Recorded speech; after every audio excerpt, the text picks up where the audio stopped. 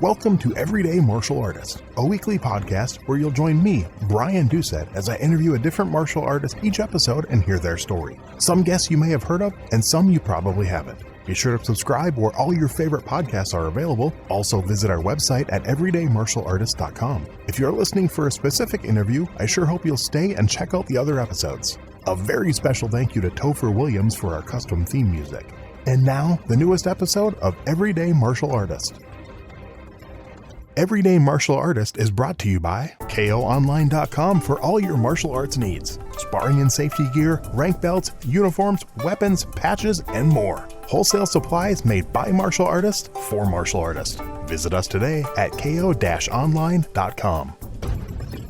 Hello and welcome to Everyday Martial Artist. I'm your host, Brian Doucette, and as we do every Thursday, we're joined by a brand new guest talking about their life and their journey throughout the world of martial arts. My guest today is a board-certified family physician who has served the needy in the south side of Chicago his entire career. He's made over 25 mission trips to developing countries in Latin America, Africa, and the Caribbean. He's the author of the book Mortal Doctor and is best known for his portrayal of the character Shang Tsung in the popular video game Mortal Kombat II. Please welcome my guest today, Dr. Phillip Ahn. How are you doing today, sir? I'm great. Thank you very much for having me. Thank you for taking the time. I truly appreciate it. What we like to do with all my guests, I want to go back to the beginning. I want to know when you first got involved in martial arts, kind of what was that first spark and what led to your interest in martial arts? So it was sort of a easy decision, not even really a decision. My father started a Taekwondo school when he was in Korea. I lived in Korea until I was 8 years old. So when I was 6 and my brother was a year and a half older than me, so he was only about 4.5, we were thrown into his class, and we took it for about 6 months before he came to the United States to live, and with the plan to bring us, the whole family, with him as soon as possible. Okay. And that didn't happen until 2 years later. But so I took lessons for about 6 months and then did not continue once he left. Now, once he got to the United States, he did not teach Taekwondo as a profession until I believe a couple of years. Actually maybe 1 year after arriving. He worked, I believe, factory jobs until he was set up to teach in a couple of YMCAs in the Chicagoland area, and then eventually to teach along with his brother-in-law, my aunt's husband, who had a couple of Taekwondo schools at that time. And so he taught with him and then eventually opened his own school. And I believe right before we came to the rest of the family came to the United States when I was 8 years old. So even then, I didn't take Taekwondo right away. I didn't really resume lessons again until junior high, when I was about 12 years old. And basically, I've been going since then. Okay, and was that your choice at the time? Yes, and at that time, it became my choice. I wanted to do it. Even though I was the firstborn he was an 8th degree black belt at that time, I said, I still want to do it. And so almost all of my family members did take lessons from my dad for the most part. Only my youngest sister, who is 5 years older than me, did not eventually obtain a black belt. She stopped at brown belt. Okay. And so I have one brother and 2 sisters. Okay. And so when you were 12 and decided to go back, what was it? What drew you to it? What made you want to go back? My parents had bought their first house. We lived in a couple of apartments when we moved to Chicago, and then they bought their first house when I was going into 7th grade. And so I was new to the neighborhood, and so the only thing to do really after school was to go to my dad's Taekwondo school, and either, I guess, do homework or do Taekwondo.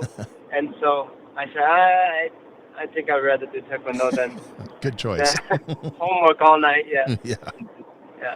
Nice. And so which system of Taekwondo, which Kwan was that? It's Mudak Kwan. Okay.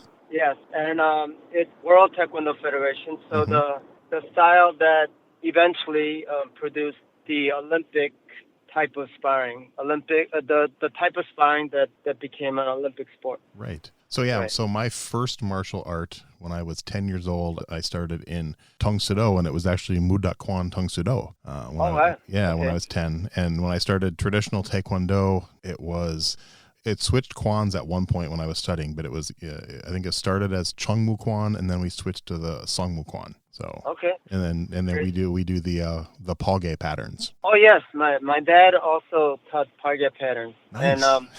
and even when most Olympic style Taekwondo schools switched Mm-hmm. to what is it? Taeguk. Taeguk, yes, Taeguk forms. We stayed with Parge. Same with my instructor. He's one of the only instructors left that still teaches the Palge in our area up here in Fargo, North Dakota.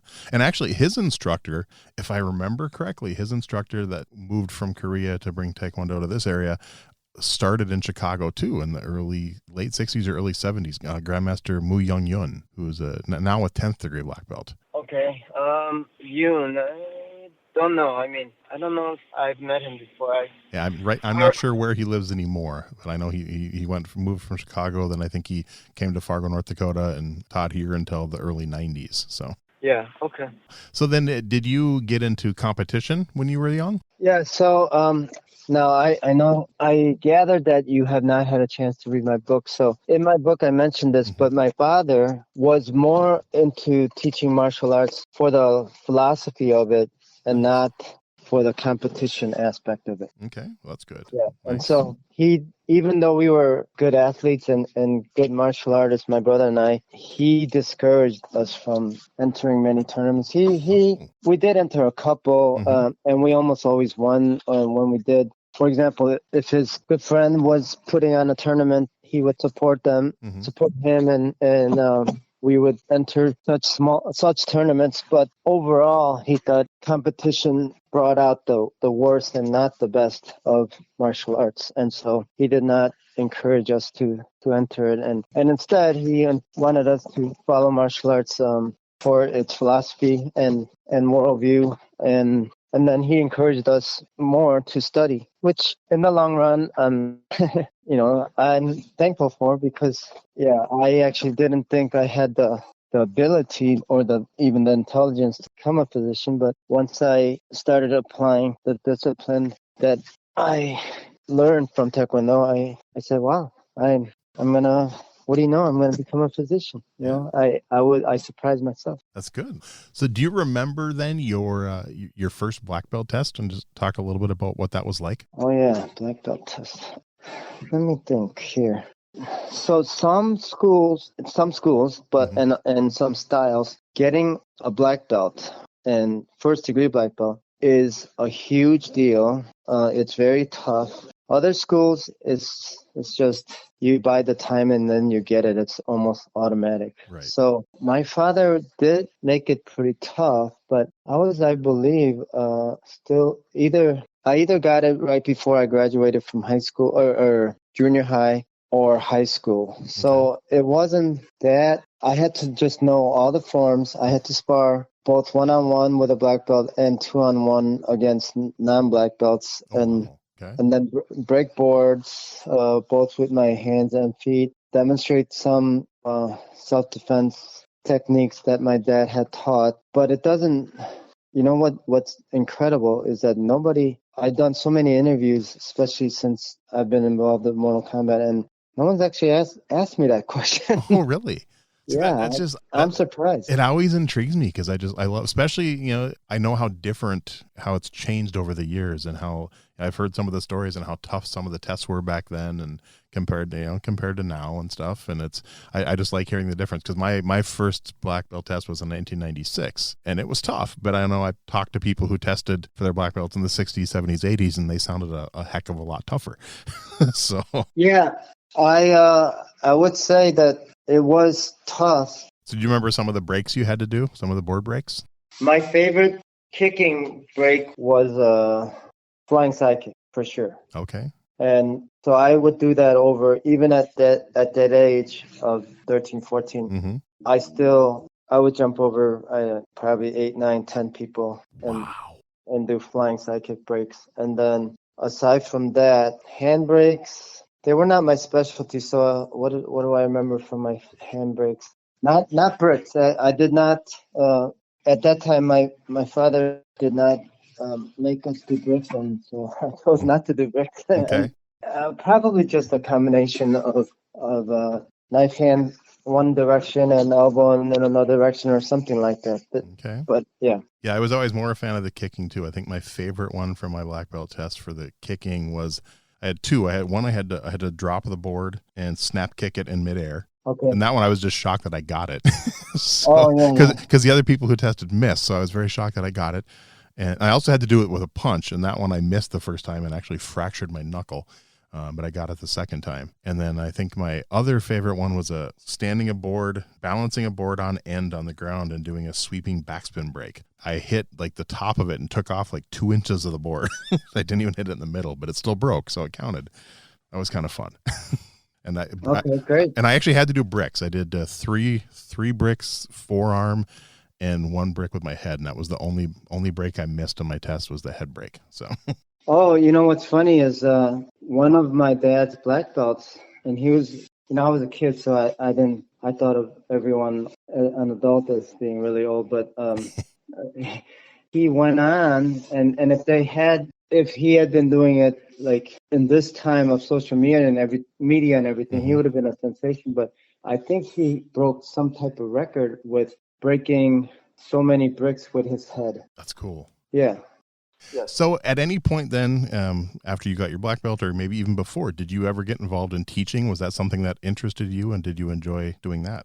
Teaching? So my dad made us teach for him from time to time, all the black belts, including, or maybe I should say especially me sometimes, even though I was only in high school at that time. But and I didn't mind it.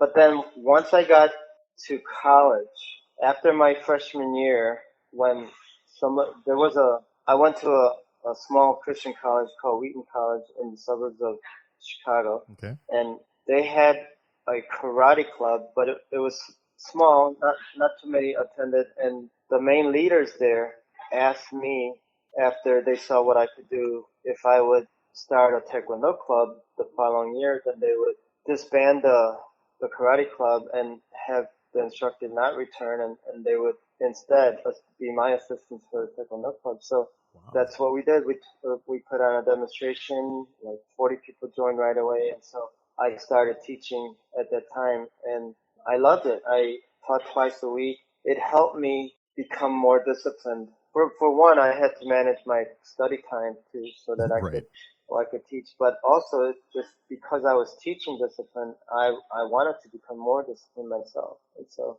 it was a great decision. I'm thankful for my assistants that convinced me to start the club and helped me run it and so forth. So, and over the years, I had some great students. I had some professors. I had.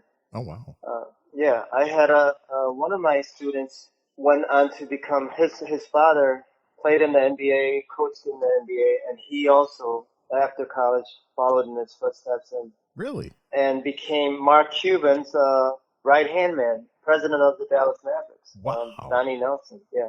That's cool. So, okay. Yeah. So. I'm a big Mark Cuban fan, so I love Shark Tank. Oh yeah. Yeah. Okay. So how long did you teach for then? So I taught it while I was in college, and then my brother, who went to the same college, kept it going after I left, and then my sister even taught it 1 year, but then my brother stuck around, so he kept it going, and then once I finished my residency in the Chicagoland area, my brother and I opened up a school, and then I also asked him if he wanted to keep the club going and have me be involved again. So the only thing that shut the club down was COVID. So It had been going since '84 until 2 years ago. I was not actively teaching. I was only going out there testing 2 times a semester. But it kept going under our umbrella from '84 until what was it?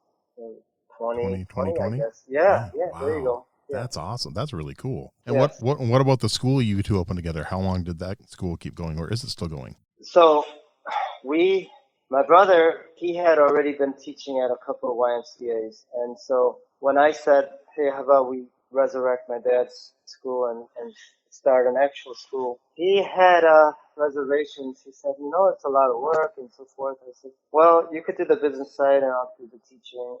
But we both ended up teaching, and we also had other instructors, and so it did become a lot of work. So we did we kept the school from, I would like to say, 15-ish years, I believe. Okay. And then it just became, as he predicted, Mm-hmm. it became a lot of work. When we both had careers, I'm a physician and he was in business and then eventually became a business professor. And so we had careers, we had families, and so it became a lot of work. And so we both decided this is our final lease and then we're not going to renew it. We told all our students, and he was teaching part-time at another school. So he welcomed all his students to follow him there who wanted to. And then I got a gig teaching at a health club, and I said the same thing. Some of our students lived more west, and those that didn't, who wanted to follow me, did. So both of us taught just like very part-time, twice a week or so, Okay. until he got a professorship in Hawaii, and so he moved out there. So, and then I was still teaching until twice a week at a health club until the administration at the health club changed, and then it made it a little difficult to keep going. So I said, I think this is a good time for me to basically retire. And until last year, I was the only, besides training on my own and unofficially teaching people here and there, like Mm-hmm. my wife. I was the only involvement with Taekwondo formally was testing the black belts Okay. at a sister school, but that school also shut down. I'm sure COVID hurt business too. So Yeah. yeah, so they shut down last year too. Oh. So as of right now, the only martial art involvement I have is the autograph signings and podcasting that I'm doing Okay. that involve Mortal Kombat 2. So thinking back to when your dad first made you help teach to when you closed your school down, what do you think changed most about your teaching style over those years? Well, I'm definitely a disciplinarian.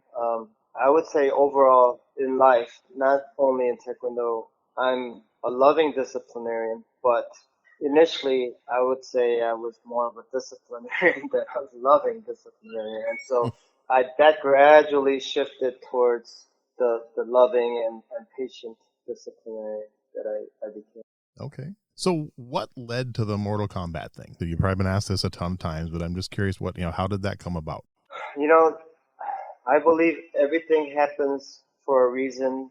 There's a plan, and I believe in God, so it's God's plan. And so I was in med school down at Champaign, Illinois, and I would go to the gym and take study breaks from time to time, and I did Taekwondo. I found this guy who did Taekwondo.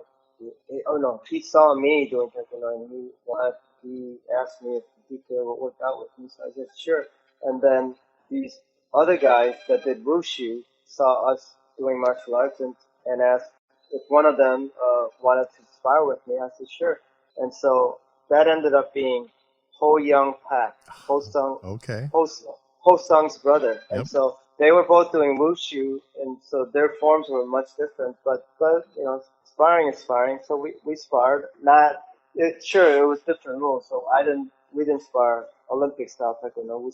We sparred more like karate point style of sparring. But that was okay. It was just for training. Mm-hmm. So we did, and then that was my first year of medical school. Second to fourth years, my last 3 years of medical school were at a different campus. And so when I went there to finish my medical school, I heard that those guys were discovered and became involved with the Teenage Mutant Ninja Turtle movies Yep. as the stunt guys, as the martial artists. And so, actually, have you had either of them? No, On? they're on my wish list. I've Okay. reached out to both of them and haven't got back yet. But I've met them both. But it was 30 years ago at the Diamond Nationals Oh, karate tournament in oh. Minneapolis. So Well, then you might have met me because I remember going to Diamond Nationals I, with my fellow nice. MK, I was MK there. character. So I was there in 1990 through probably 95, and then probably again like 97 through 99. So Oh, yeah, maybe then somewhere we might have crossed paths. that's cool. But yeah, I remember actually. Speaking of Diamond Nationals, I remember when we were really popular. Ernie Reyes Jr. and Sr. were being inducted into the Diamond Nationals Hall of Fame. Yep, I met them both that year. They were there talking about the movie Surf Ninjas too. Okay, all right. So that year they had a booth, we had a booth signing autographs, Mm-hmm. and I mentioned this in my book. But their line was so much shorter than our line. Our line was so long. We shortly after we had filmed Mortal Kombat 2, we were very popular back then. I mean, I might have met you then because I got autographs and pictures from both of those booths. I'll have to. okay. I need to go. I need to go dig through my pictures now. Yeah, there you go. So anyway, where were we? I Yeah. don't remember. What was the question? Yeah, you heard about them doing Ninja Turtles and stuff. Yeah. Oh yeah. So I said, oh well, that's good for them, but I'm gonna keep going with my medical school career. I'm not gonna go by any means be deterred from that. To pursue entertainment. And so I finished medical school. I came back to the Chicagoland area for residency, and just by coincidence, I ran into Hosang again at a restaurant in the suburbs, and we got talking, and I asked him about the movies, and he briefly mentioned it, but he talked more about this video game that he had just filmed called Mortal Kombat. And I said, and I didn't know much about video games. I when I was in high school, I played Pong and Yep. and Space Invaders, and that was about it. And so when he mentioned that he was in a video game, it was strange to me. And so, but he invited me to work out with him and his cast members, and so I was in the suburbs, and they were working out in the city. So I would come about once a week or so, mostly on Saturdays, to work out with them. And they were cool. They were nice, and they seemed to be impressed with my style and my techniques and so forth. And so after getting to know them and working out with them and hanging out with them, and seeing how big Mortal Kombat was. I mean, Yeah. until I started working out with them, I had no idea how big this game would be. And then I started seeing Mortal Kombat arcades everywhere I went. I mean, when I went on vacation to Hawaii, I saw it. When I went on vacation to Europe, I saw it. And so it became big, and they introduced me to the makers of the game. And shortly after that, Daniel Casina asked me if I wanted to be involved with Mortal Kombat 2, and I said sure. And then he offered me a couple of roles, which is Shang Tsung, which is who would become young. He's an old man in the first game, and he would become young to enter the tournament in the second game. Or the ninjas, Scorpion, Reptile, Mm-hmm. Sub-Zero.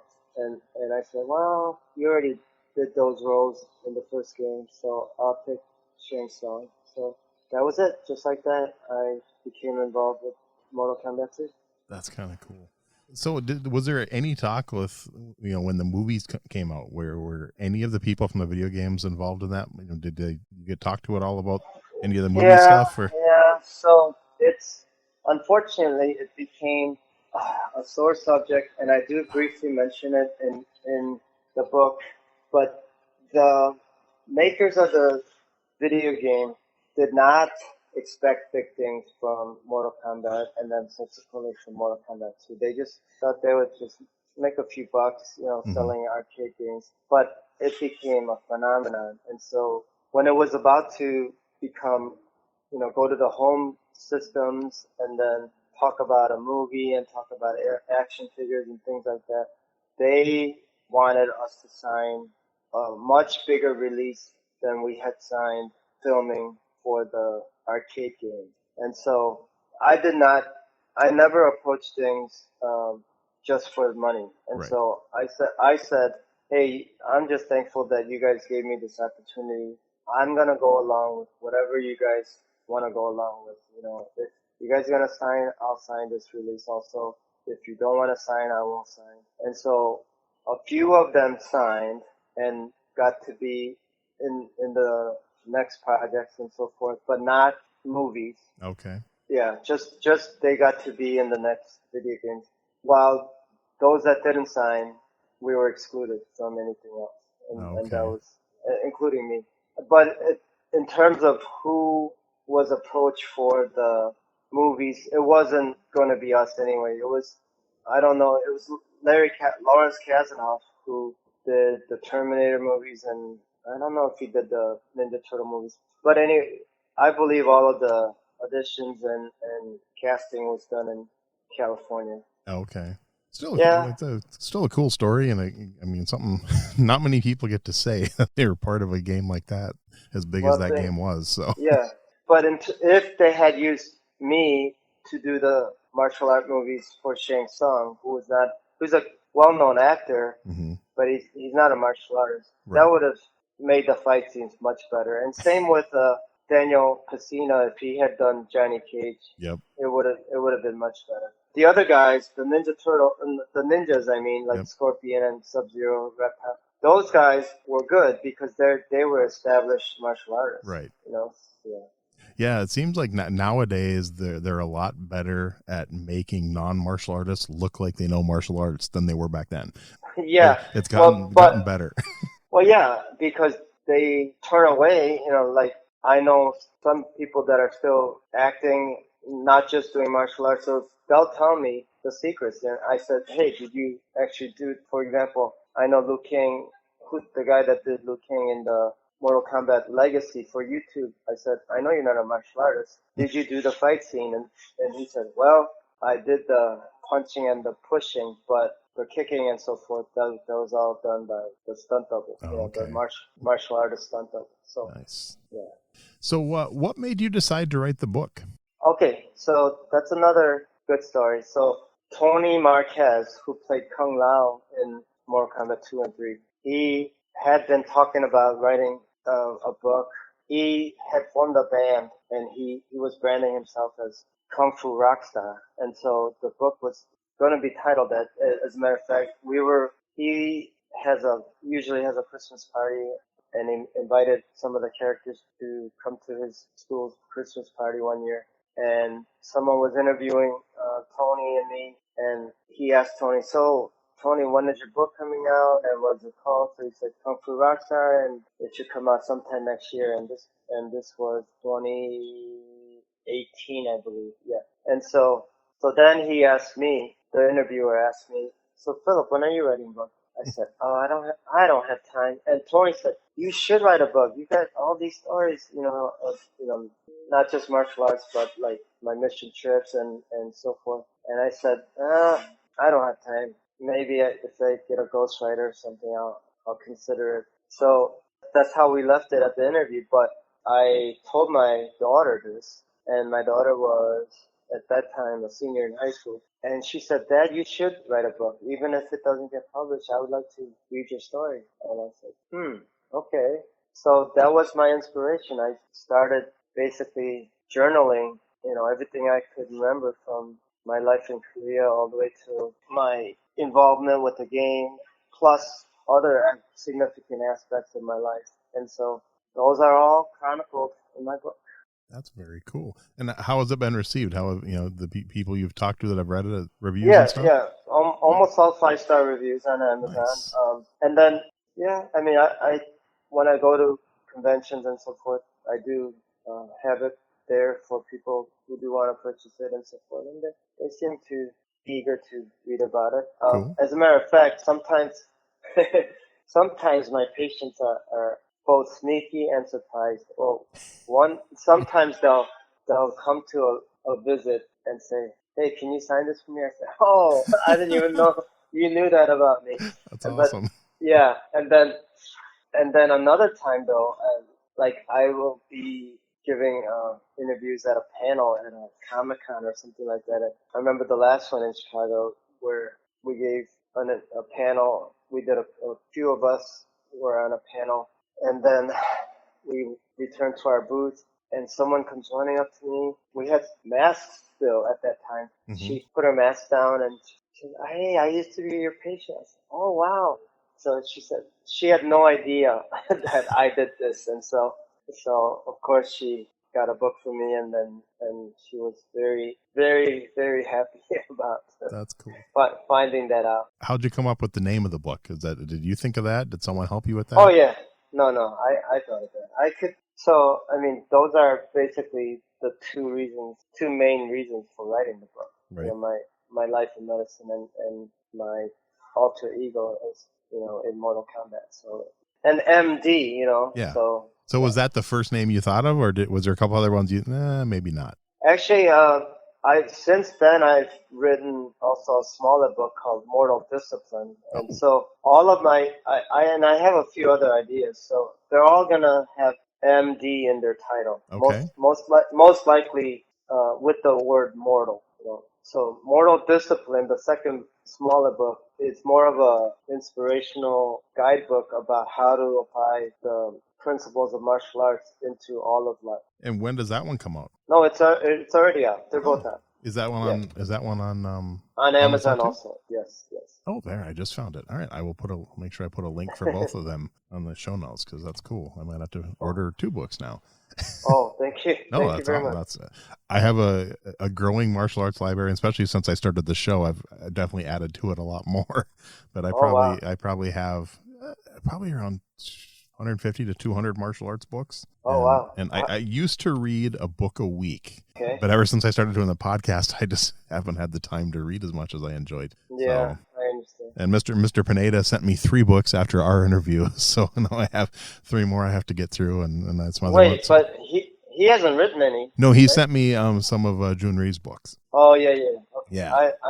I met Jun Ri once. Oh, that's cool. Yeah, and his daughter, and then I met Shannon Lee once. You know, Bruce Lee's daughter. Yeah.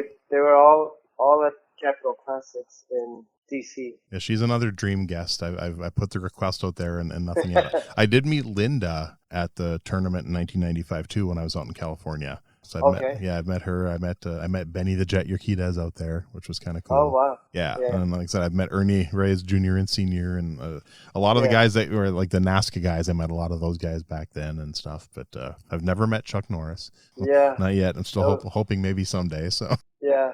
Okay, great. So I'm curious now. Your background is in traditional martial arts your whole life.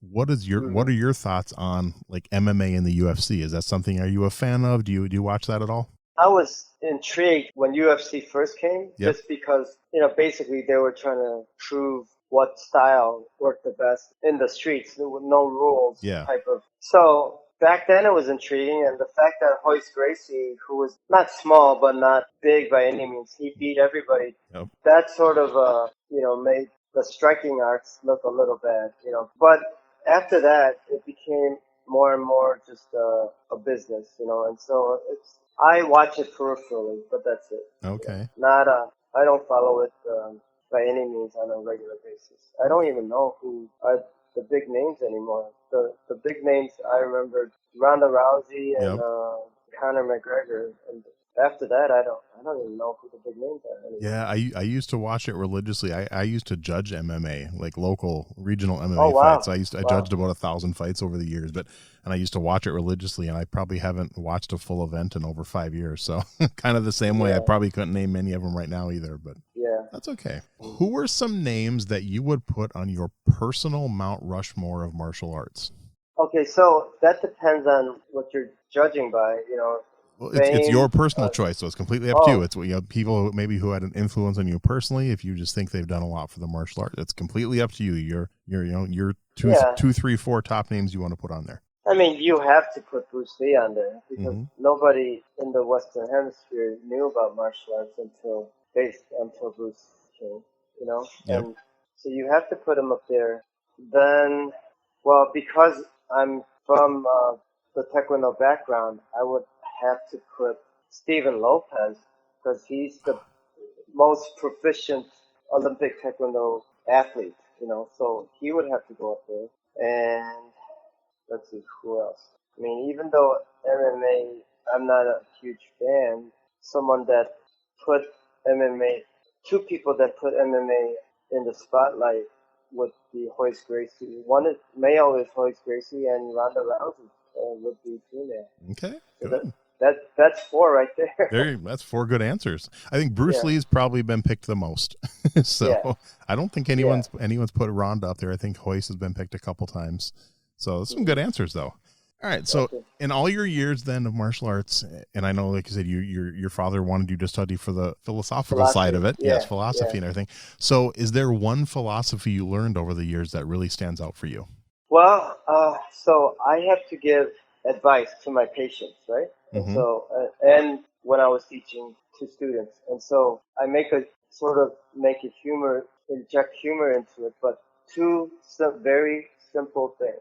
One is, it's from Karate Kid when Mr. Miyagi is telling Daniel-san, balance, Daniel-san, balance, so that's number one. And then the second one is like when patients, they look at me, sometimes they look at me, not just to me, and say, hey, you're in great shape. What is your secret? I joke with them and I say, vitamin D, and they think it's the real vitamin D, but no, the D for discipline. Nice. And so, okay. Yes. And so I did not learn those two pieces of philosophy from my dad per se, but I definitely learned those things from martial arts, whether it be Karate Kid or just the general concept of having learned martial arts and teaching martial arts. Okay. And so balance and discipline are the main two keys to life. I like that. I'm just curious now, did you guys do the 5 tenets of Taekwondo, and did you do that? Yes. Okay, cool. And actually, Mortal Discipline is based on those 5 tenets. Oh, nice. Okay. Yeah, that's one thing that's, I learned, I had to do many push-ups learning the tenets of Taekwondo. So, and our instructor also taught us the tenets of the Hwa Do too. So, which I know aren't taught as, and it's many Taekwondo schools that I found, but there's still some out there that teach that too. So, all right, I have a few fun questions to wrap it up. Now, these last few questions, you can't pick anything you've been involved in. First up, do you have a favorite martial arts book? Oh, not Mortal Kombat. Yeah, can't pick that one. I know. Favorite book? Martial arts book. Wow. Man, if you would have said movie, can we change it to a movie? Or is that That's coming up. Dang. I mean, to be honest, I've only read martial arts book for the learning, like learning the forms. Yeah. And those count? Is there one that stands out that you really enjoyed, or? Well, I don't even remember the title of. I think it was just called Gyorugi, which is sparring in Korean. But after the '88 Olympics, when was it welterweight? I believe it was welterweight. A Korean guy who was only like 5'9", he knocked out everybody, including Jay Warwick of the United States. Yep. He wrote a book about sparring, and so I read that. I think I have it on my shelf, I'm sure. So cool. that was a very practical book. Okay. I'll have to look that one up. All right. Now this one, I'm not sure. You kind of talked a little bit about video games before. Do you, other than Mortal Kombat, do you have a favorite martial arts video game?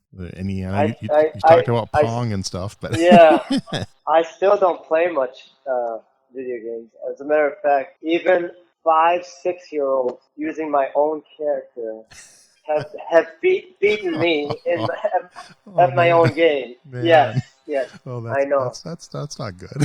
No, it's not good.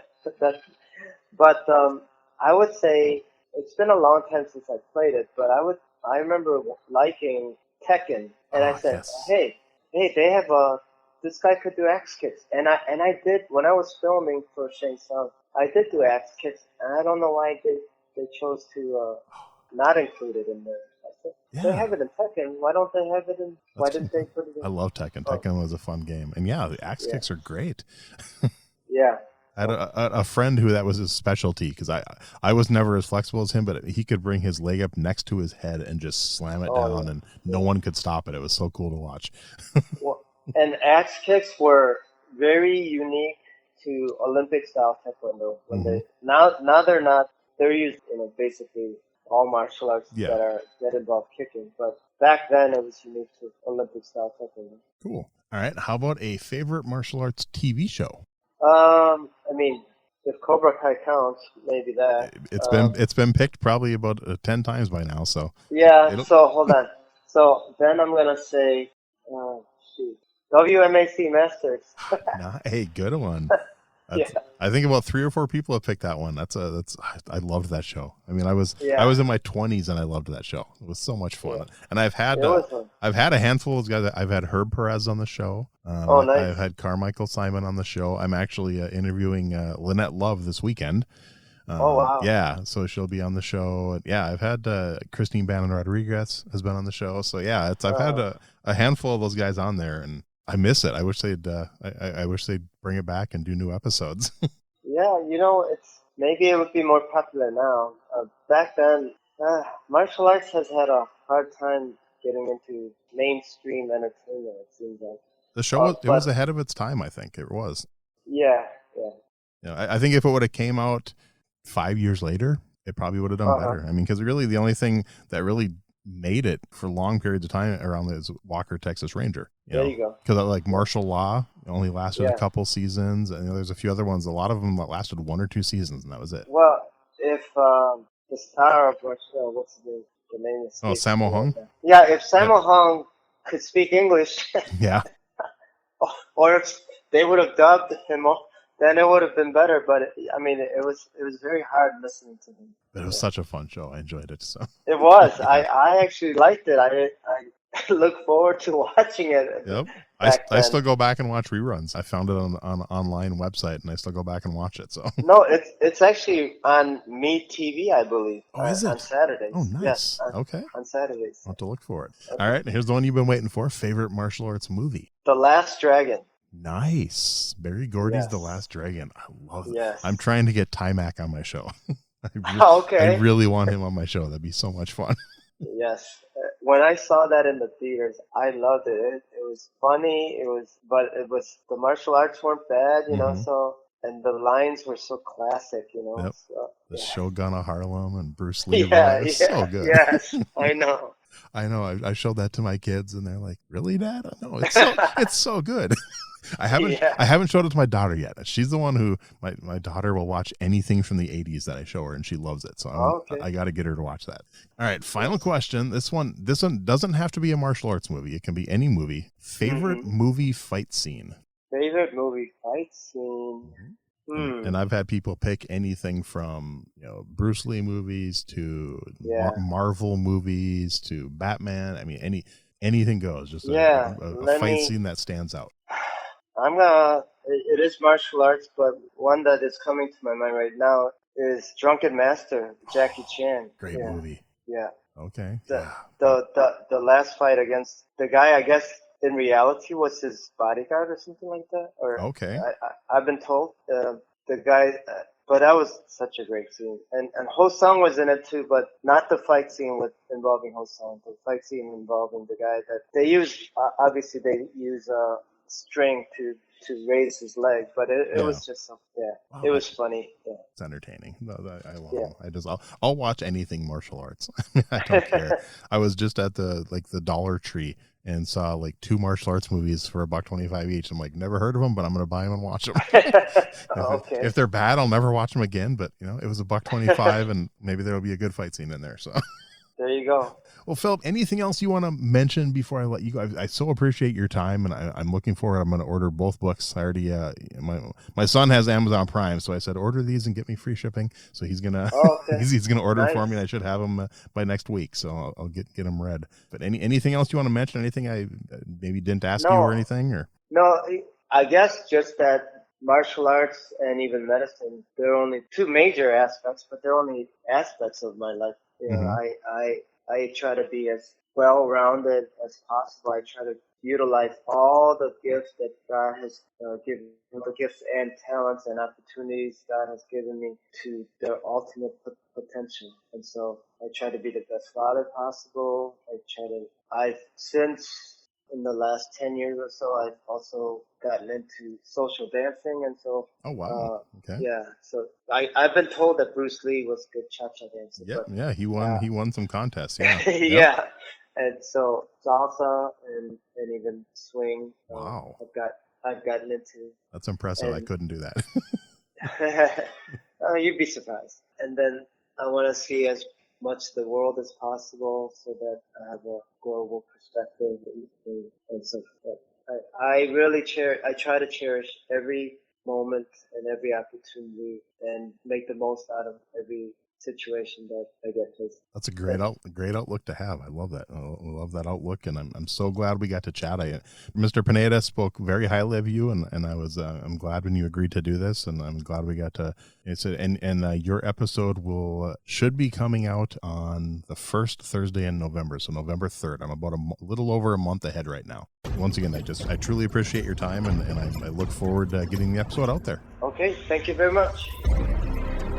Thanks for listening to Everyday Martial Artist. We hope you will join us every week for a brand new episode with a different martial artist telling their story. If you enjoy the show, be sure to leave us a review. Also, be sure to check out our website at everydaymartialartist.com. There you can find all of our episodes and contact us to suggest guests and ask questions. Again, thanks for listening to Everyday Martial Artist, and we'll see you next week.